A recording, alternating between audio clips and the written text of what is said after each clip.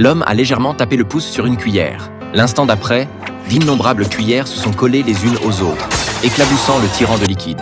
La dernière cuillère s'est dressée dans la boîte à lunch. Sous les yeux ébahis de tous, elle a rampé sur la table et s'est envolée jusqu'à la main de Jack. Cette fois, le voyou ne pouvait plus rire. C'était effectivement le deuxième super pouvoir de Jack.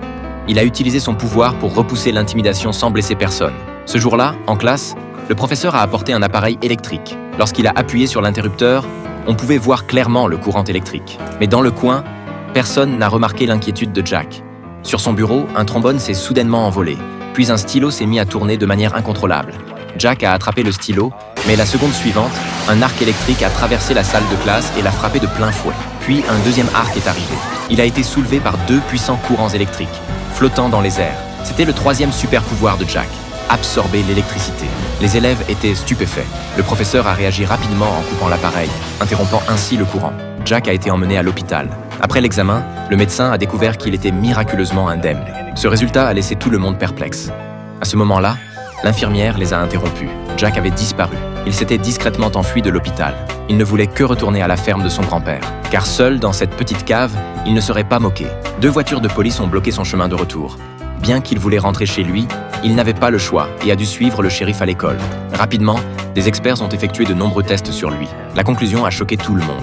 Les résultats montrèrent que Jack était la personne avec le QI le plus élevé de l'humanité. Voyant les regards des gens le considérant comme un monstre, tout ce que Jack voulait, c'était rentrer chez lui. Il n'aimait pas ce monde rempli de mensonges et de tromperies.